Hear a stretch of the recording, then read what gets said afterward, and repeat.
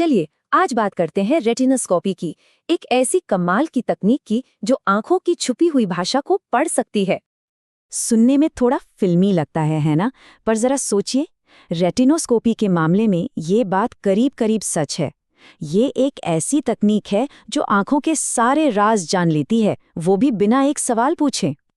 तो देखिए, रेटिनोस्कोपी कोई बोरिंग मेडिकल प्रोसीजर नहीं है। इसे आंखों की जांच की दुनिया का चीट कोड समझिए। कोई गेस्ट वर्क नहीं, कोई लंबे चौड़े सवाल जवाब नहीं, सिर्फ सीधी सटीक ऑप्टिकल जानकारी।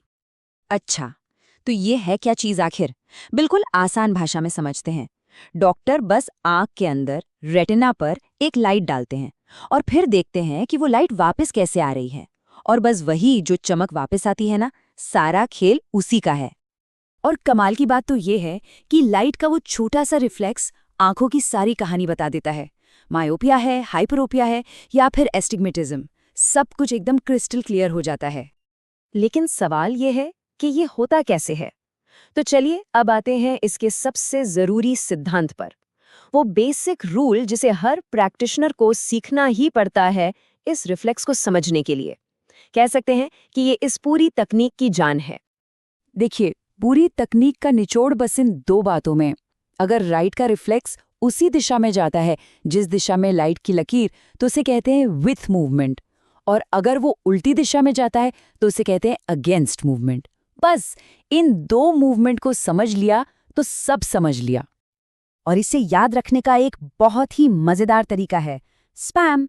सेम मतलब प्लस लेंस, अगेंस्ट मतलब माइनस लेंस। कितना सिंपल है ना? पर अगर ये छोटा सा रूल भूल गए तो पूरा का पूरा प्रिस्क्रिप्शन ही गलत हो सकता है। अब बात करते हैं एस्टिग्मेटिज्म की। उसके लिए क्या करते हैं? इसमें लाइट की लकीर को घुमाया जाता है। मकसद ये होता है कि वो एंगल ढूंढा जाए जहां रिफ्लेक्स की मूवमेंट रुक जाए। बस वहीं पर एक्सिस लॉक हो जाता है। और अगर इसमें जरा सी भी गड़बड़ हुई ना, तो मरीज को दुनिया एक फन हाउस के टेढ़े मेढ़े शीशे जैसी दिखने लगती है। चलिए अब उस चीज पर आते हैं जहां सबसे ज्यादा गलतियां होती हैं। ये एक ऐसी छोटी सी डिटेल है जो इस प्रोसीजर में नए लोगों को सबसे ज्यादा कंफ्यूज करती है। तो वो कौन सी एक कैलकुलेशन है जो इस पूरे प्रोसेस में बहुत बहुत ज़रूरी है, पर अक्सर लोग उसे भूल जाते हैं? ये नंबर -1.50 डायोप्टर। तो ये रहस्यमयी नंबर है क्यों? बात यह है कि डॉक्टर आमतौर पर मरीज से 66 सेंटीमीटर की दूरी पर बैठते हैं। तो बस उसी दूरी के असर को हटाने के लिए फाइनल प्रिस्क्रिप्शन से 1.50 डायोप्टर घटाना पड़ता है। डायोप्टर मतलब लेंस की पावर की यूनिट। और सोचिए, अगर ये करना भूल गए तो नतीजा मरीज को मिलता है गलत नंबर का चश्मा और साथ में जबरदस्त सिरदर्द। तो कहने का मतलब ये है कि ये छोटा सा घटाव असल में बहुत बड़ी चीज है। लेकिन रुकिए, रेटिनोस्कोपी सिर्फ मूवमेंट का खेल नहीं है। जो रिफ्लेक्स दिखता है ना, उसकी क्वालिटी मतलब उसकी चमक, उसकी रफ्तार, वो भी बहुत कुछ कहती है। चलिए इसे थोड़ा और गहराई से समझते हैं। ये रिफ्लेक्स की क्वालिटी हमें काफी अंदर की जानकारी देती है। जैसे अगर रिफ्लेक्स तेज और चमकीला है तो इसका मतलब है कि चश्मे का नंबर कम है। अगर रिफ्लेक्स धीमा और धुंधला है तो समझ लीजिए कि नंबर काफी ज्यादा है। लेकिन असली खतरे की घंटी है सिजर रिफ्लेक्स। ये केराटोकोनस जैसी सीरियस प्रॉब्लम का इशारा हो सकता है। और अगर कोई रिफ्लेक्स दिख ही नहीं रहा तो हो सकता है कि मोतियाबिंद जैसी कोई रुकावट हो। और ये जो सिजर रिफ्लेक्स है ना, इसे अगर जल्दी पकड़ लिया जाए तो किसी की आंखों की रोशनी बच सकती है। यहीं से पता चलता है कि ये साधारण सी दिखने वाली तकनीक असल में कितनी पावरफुल है। तो ठीक है, ये तो हुई एक मरीज की जांच की बात, पर चलिए अब थोड़ा बड़ा सोचते हैं और इसकी ग्लोबल अहमियत को समझते हैं। रिफ्रैक्टिव एरर्स यानी चश्मे के नंबर की जरूरत, ये कोई छोटी मोटी बात नहीं है। ये बहुत आम है।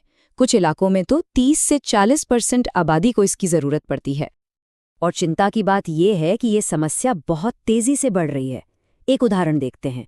भारत के शहरी युवाओं में मायोपिया मतलब दूर की नज़र का कमज़ोर होना 1999 में ये करीब 4% था। 2019 तक आते आते ये बढ़कर 21% हो गया। और अंदाज़ा ये है कि 2050 तक ये आंकड़ा 48% तक पहुंच जाएगा, मतलब लगभग आधी आबादी। ये नंबर्स वाकई में चौंकाने वाले हैं। और एक और भी सीरियस प्रॉब्लम है, इलाज की कमी। एक स्टडी में पता चला कि जिन 6.5% बच्चों को मायोपिया था, उनमें से सिर्फ 6.7% ही चश्मा पहन रहे थे। इसका सीधा मतलब ये है कि बाकी सारे बच्चे अपनी जिंदगी एक धुंधली दुनिया में जी रहे थे। तो इस पूरी बातचीत का सार क्या है? 3 सिंपल रूल्स हैं जो याद रखने हैं। पहला, मूवमेंट को डिकोड करना सीखें। स्पैम वाला रूल याद है ना?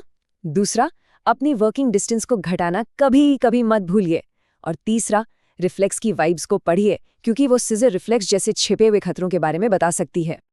तो आखिर में रेटिनोस्कोपी सिर्फ एक टेस्ट नहीं है, ये तो शरीर की एक गुप्त भाषा को समझने जैसा है। और ये हमें सोचने पर मजबूर करता है कि हमारा शरीर हर रोज न जाने और कौन कौन से ऐसे छिपे हुए संकेत भेज रहा है जिन पर हमारा ध्यान ही नहीं जाता।